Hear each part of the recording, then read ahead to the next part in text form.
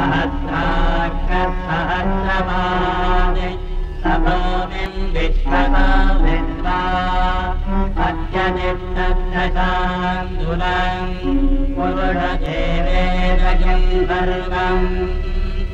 సర్వం అసలు ప్రత్యేకించి చెప్పక్కల సర్వం.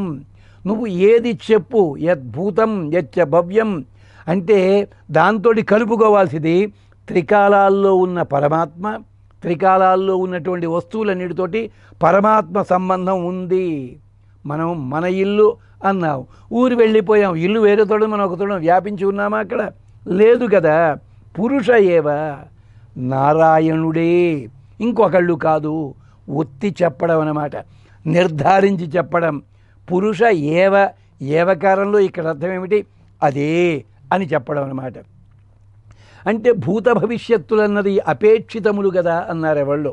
అపేక్షితములు అంటే రిలేటివ్. నిన్న ఇవాళకి భూతకాలం అయ్యింది, రేపు భవిష్యత్ కాలం అవుతోంది. రేపు అన్న రోజు రాగానే నిన్నటి రోజు ఏమవుతుంది, ఇవాళ రోజు ఏమవుతోంది, నిన్న కింద మారిపోతోంది కదా.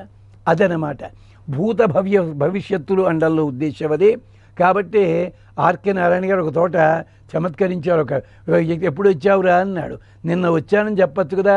Tomorrow of day before yesterday I came అన్నట్టేవాడు.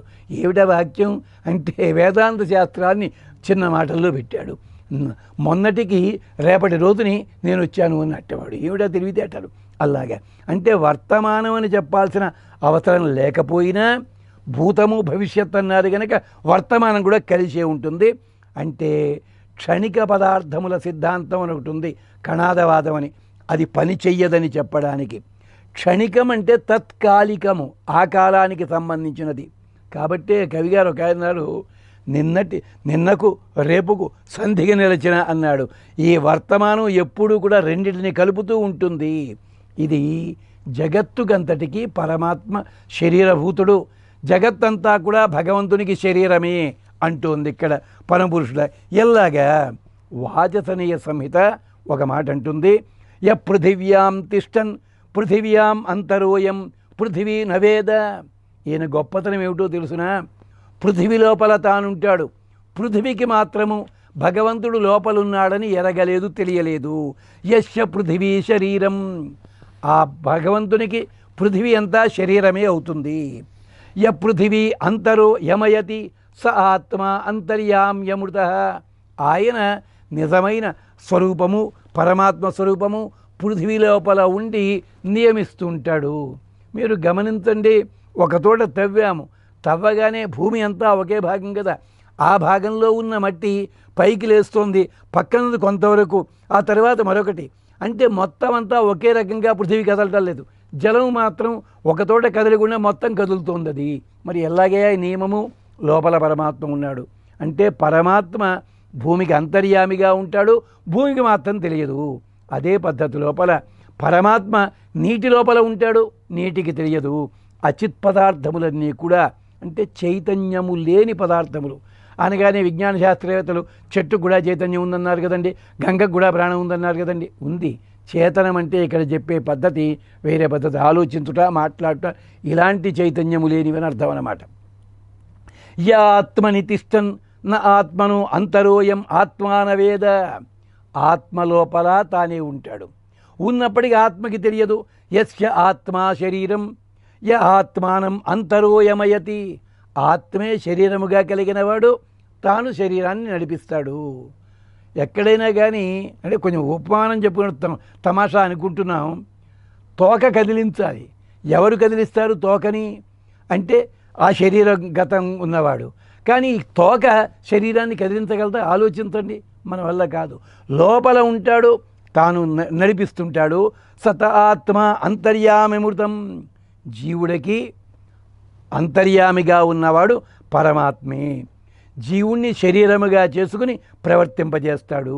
ఆ పరమాత్మే జీవుడికి నిజమైన అంతరాత్మ అంటూ చెప్పి సుబాలోపనిషత్తు అయితే సప్తమ ఖండంలో ఒక 30-40 వాక్యాల్లో చెప్తారు. అంతఃశరీరే నిహితం గుహాయాం అజయేకో నిత్యః యస్య పృథివీ శరీరం. సరదాగా చదవండి ఆ ఖండాన్ని. సుబాలోపనిషత్తులో చెప్తారు. అలాంటి వాడు గనక యస్య అక్షరం శరీరం యో అక్షరం అంతరే సంచరన్ ఏ అక్షరం నవేద అని చెప్పి, నాన్న సయేష సర్వభూతాంతరాత్మ అపహతపాప్మ దివ్యో దేవ ఏకో నారాయణ, అన్నిటా అంతటా ఆయనే ఉంటాడు. శరీరం అంతా కూడా పృథివీ, అప్, తేజ, వాయు, ఆకాశాలు, మనస్సు, బుద్ధి, అహంకారం, చిత్తం, అవ్యక్తం, అక్షరం, మృత్యువు, ఇవన్నీ కూడా పరమాత్మ స్వరూపాలే సుబాలోపనిషత్తు చెప్పింది. దాని లోపల ఉంటాడు, నియమిస్తాడు, వాటికి దొరకడు, అన్ని వేళలా అతనే ఉంటాడు. దివ్య వైకుంఠుడు ఆయన.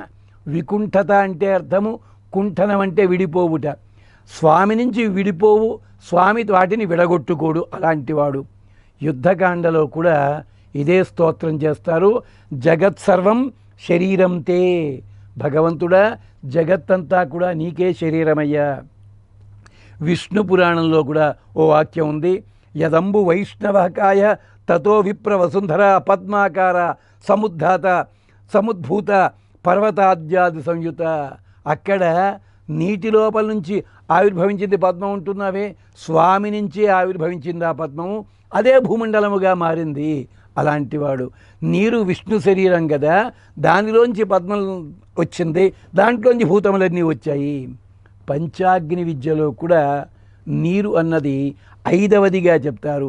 తాని సర్వాణి చ తద్వపు తత్సర్వం హరేహ తను. జగత్తంతా భగవంతుని రూపమే.